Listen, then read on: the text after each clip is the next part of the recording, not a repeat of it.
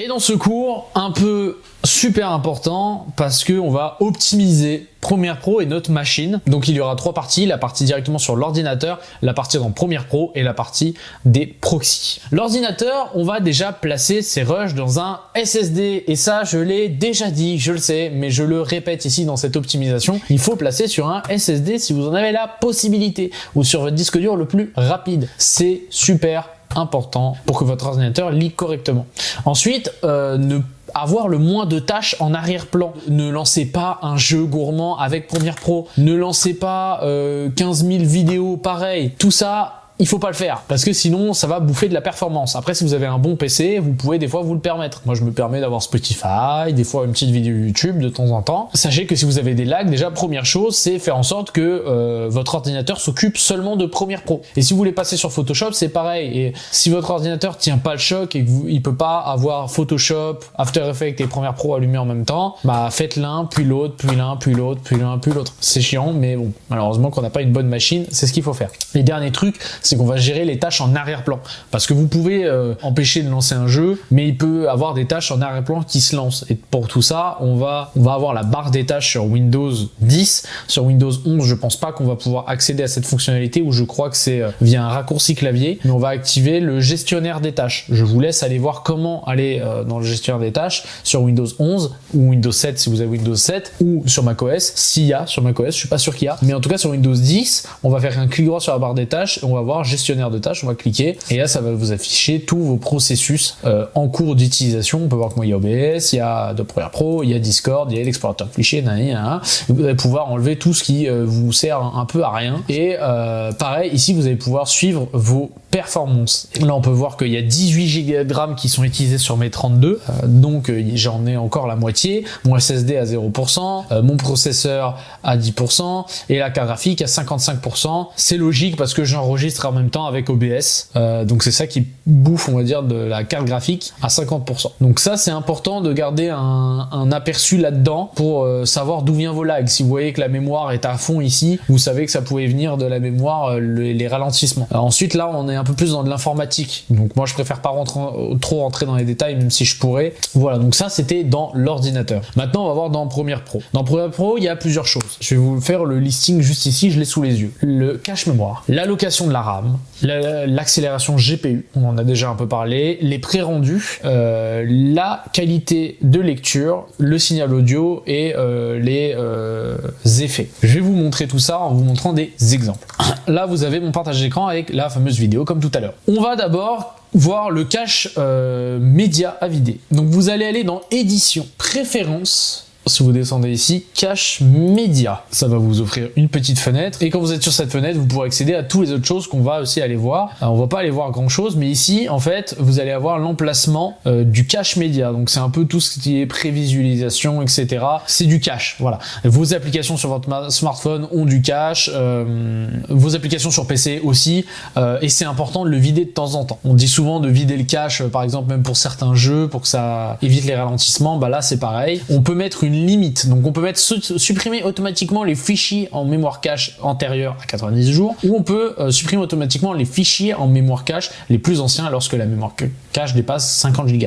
C'est-à-dire que quand ça va dépasser 50 Go avec cette option activée, comme vous pouvez voir, ça va supprimer les caches. Sinon vous pouvez le faire manuellement. Si vous avez des ralentissements, vous appuyez ici sur supprimer et là vous cliquez sur OK et ça va nettoyer la base de données de cache média. C'est une sorte de petit nettoyage, c'est très sympa à faire pour votre PC. Et juste en dessous de cache média, vous avez mémoire. On va aller dans mémoire et ici, on a plusieurs choses. Déjà, on a optimisé pour le rendu, on va toujours mettre performance ou mémoire. Moi, je mets toujours performance pour avoir la meilleure performance possible. Donc là, il vous dit la RAM que vous avez installée, vous en avez 32. Et là, vous avez la RAM réservée pour les autres applications. C'est le seul paramètre que vous pouvez changer.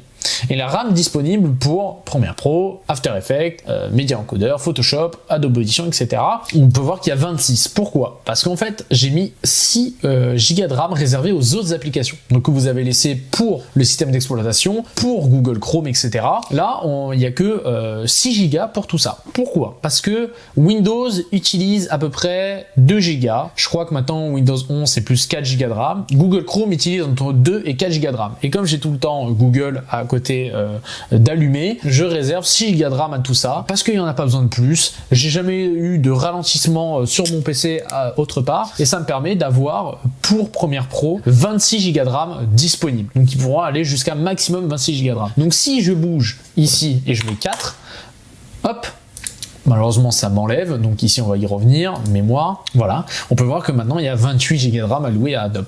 Moi je vous conseille 4 au minimum, et encore 6 c'est quand même fortement recommandé pour être très très bien, pour pas que vous ayez de ralentissement à côté sur l'ordinateur. Maintenant on va passer à l'accélération GPU. On va aller dans les réglages de projet, c'est ici, dans fichier. Donc là vous pouvez d'ailleurs créer un nouveau projet, en ouvrir un d'ailleurs si vous avez envie. Vous pouvez le fermer, l'enregistrer, ça paraît logique. Et ici vous allez avoir réglage du projet, voilà. Et on va arriver sur la petite fenêtre qu'il y avait sur Adobe Premiere Pro 2021. Donc en espérant que vous ayez vu, parce que on a parlé de l'accélération GPU. Donc je vais en refaire un petit point au cas où. L'accélération GPU, c'est la carte graphique qui va aider le processeur et qui va être utile pour certains effets aussi, parce que si vous n'avez pas l'accélération GPU, ça va moins bien marcher, voire pas du tout marcher l'effet. Donc c'est important de l'avoir, et quand vous avez seulement un processeur dans votre machine et pas de carte graphique, vous n'avez pas d'accélération GPU. Donc c'est pour ça que c'est super important d'avoir une carte graphique quand même. L'activer va vous faire gagner dans performance, évidemment, parce que la carte graphique va beaucoup aider le processeur. Et ça va être en lien avec ce que je vais vous montrer maintenant, c'est ce qu'on appelle les pré-rendus. Et là, je viens de changer de rush, je viens de mettre une vidéo d'Ulysse. Là le liseré il est jaune parce que je suis en mode carte graphique, parce que la carte graphique aide le processeur à lire la vidéo, donc il est en mode bah c'est bon, ça va, ça passe. Il est en mode ça passe. Le jaune va dire voilà ça passe.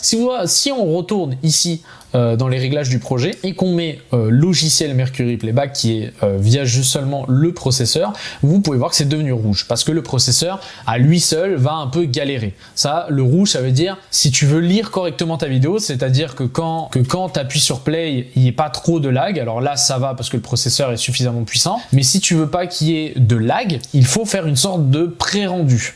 Qu'est-ce que c'est un pré-rendu? Vous avez le rendu qui est quand vous avez fait votre montage, vous exportez votre vidéo et vous avez à la fin le fichier vidéo.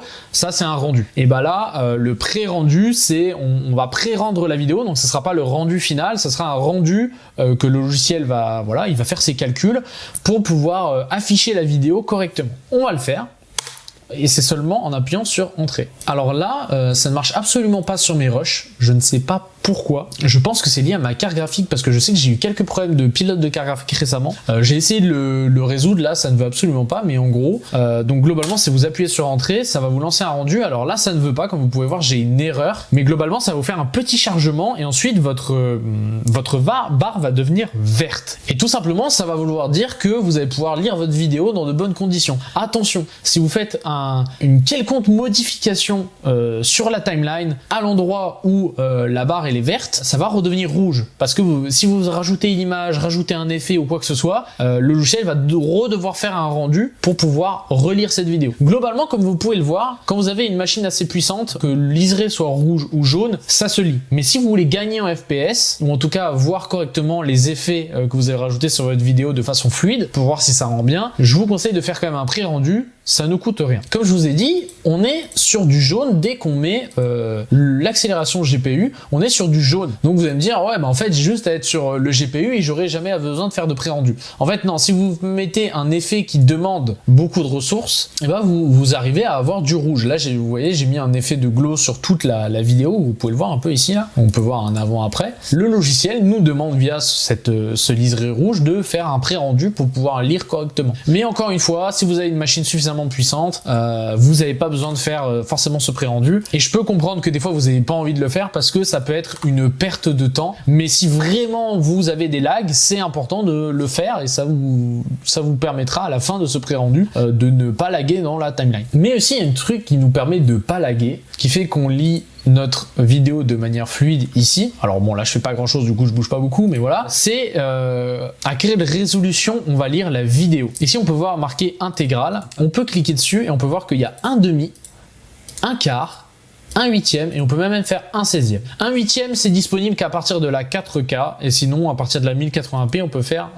de un quart. C'est-à-dire que la vidéo, quand on va appuyer sur play, va se lire en un quart de sa qualité. Je vais pas vous mentir, moi je fais tous mes montages en un quart, tous en un quart ou en un huitième. Mais ça c'est la résolution ici quand on lit la vidéo. Mais quand on met sur pause, on est en intégrale. Et c'est ici qu'on va régler ça, dans les réglages ici, juste ici. Donc c'est ici. Là, on a la résolution de lecture qui est en intégrale. On peut la mettre en 1/8. Et la résolution en pause, donc là, comme quand on est en pause dans la vidéo, on peut la mettre aussi en 1/8. Et ça, mettre les deux en 1/8, comme vous pouvez voir ici, maintenant c'est tout pixelisé. Et quand on lit la vidéo, on va agrandir la vidéo, c'est tout pixelisé à mort. Et vous avez aussi une option ici qui est la qualité de lecture élevée. Je vous conseille de la laisser cocher parce que ça va peut-être vous prendre un peu de performance. Ça va faire en sorte que que les effets qui nécessitent beaucoup de ressources, notamment les effets GPU, etc.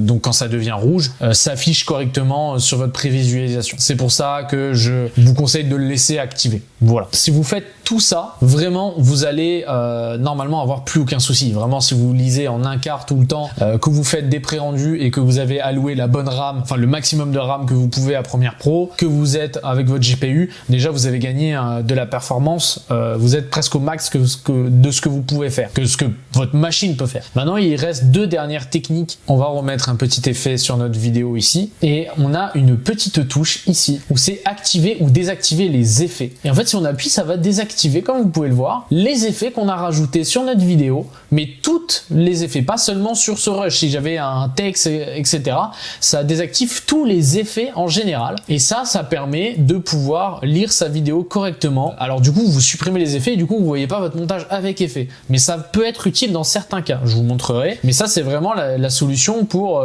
juste lire la vidéo et voir si tout s'enchaîne bien. Mais malheureusement, on doit enlever les effets. Si vous n'avez pas ce petit logo qui est FX, vous pouvez ici appuyer sur le plus et vous allez avoir plein de petits logos que vous pouvez glisser, déposer sur cette petite barre. Et en fonction de la taille de la fenêtre que vous avez mis, vous afficherez plus ou moins de petits logos ici, comme vous pouvez le voir. Voilà, vous pouvez en afficher plus ou moins en fonction de la taille de votre fenêtre. Et en tout cas, voilà, vous pouvez le glisser, déposer et comme ça, vous avez à disposition ici. Sinon, vous allez pouvoir venir ici dans les paramètres d'affichage de la séquence, donc c'est ici. Je vous expliquerai plus tard aussi ce que c'est. Vous pouvez cliquer et vous avez affiché le signal audio. Et comme vous pouvez voir ici, on va zoomer, il n'y a plus de signal audio. Je vous remontre avant parce que je vous avais pas montré avant. Hop, ici vous voyez, là on a tout le signal audio, on a quand je parle, quand il y a de la musique, tac tac tac, vous voyez, ça fait des pics. Et ça demande beaucoup de ressources au logiciel, surtout quand vous avez plusieurs pistes comme ça. Quand vous avez plein de pistes, ça demande des ressources au logiciel. Donc vous pouvez le désactiver si vous en avez pas besoin. Malheureusement, moi j'utilise beaucoup le signal audio et du coup je trouve ça quand même assez important de l'avoir, mais parfois on peut le désactiver l'affichage du signal audio pour gagner en performance. Ça gagne beaucoup de performance pour le coup, mais comme c'est super utile, c'est à faire que dans certaines conditions ou que dans des moments où vous n'avez pas besoin de regarder l'audio. Et là, on va passer sur les proxys. Qu'est-ce qu'un proxy? Comme vous pouvez voir ici, on a un rush en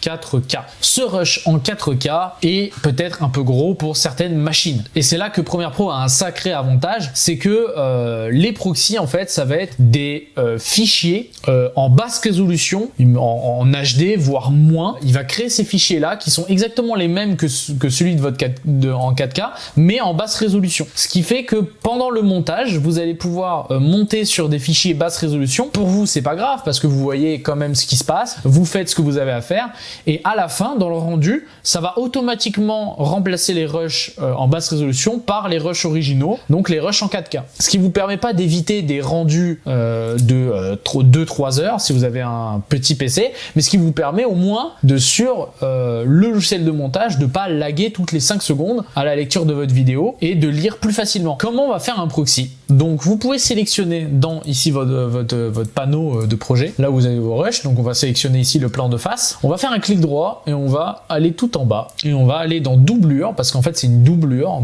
c'est le nom français de proxy et ici on va créer une doublure ou joindre les doublures si vous les avez déjà faites. Les proxys se fait sur un autre logiciel, vous allez voir, créer des doublures.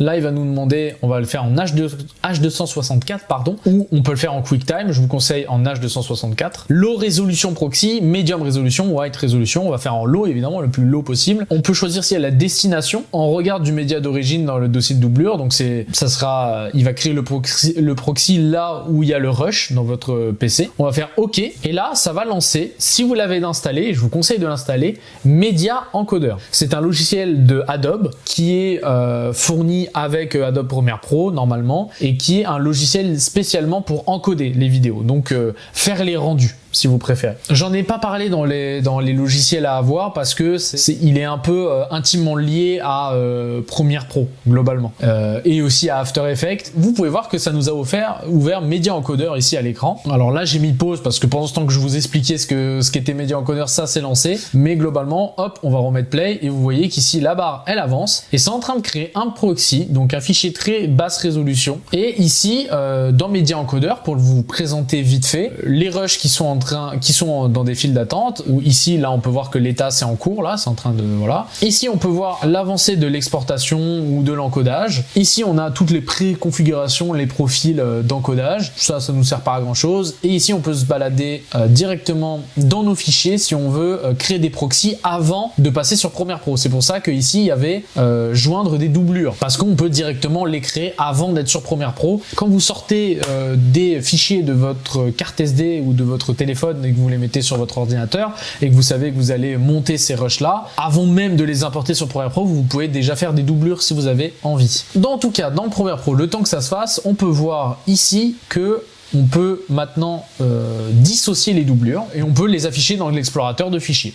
Tout simplement, ça va nous ouvrir l'explorateur et où la doublure est créée, quoi. Et voilà, on peut voir que le proxy est terminé après une petite pause quand même. Et ici, on va avoir le bouton activer ou désactiver les copies allégées. Donc les proxys. Et là, on a le fichier en basse résolution qu'on va pouvoir aussi lire en 1/8. Et là, vous allez voir que ça va normalement plus du tout laguer. Là, c'est vraiment cette fonction des proxys est faite pour les petites machines ou pour les gros rushs en 8K ou 4K. Globalement, les proxys, c'est ultra utilisé. Ça prend quand même du temps parce que moi, du coup, j'ai dû faire une petite pause pour un gros rush en 4K de 30 minutes. Comme ça m'a pris 10 minutes de rendu, je crois. Donc, ça prend quand même du temps à faire les proxys. Évidemment, si vous n'avez pas ce petit bouton, vous savez que vous pouvez aller faire sur le plus, mais voilà, globalement le proxy est fait et on a à peu près toutes les astuces qui vont vous servir, comme je l'ai dit, à bien optimiser Premiere Pro, dont la principale, je pense, qui est les proxys. Et on a configuré Premiere Pro pour ne plus avoir de lag. Maintenant, on va aussi configurer, on a encore de l'organisation à faire, je vous ai dit, c'est toujours un peu long. Alors, on va créer une organisation dans Premiere Pro, en plus des espaces de travail que je vous ai montrés, et aussi les affiner pour pouvoir être encore mieux organisé. Vous allez voir ça.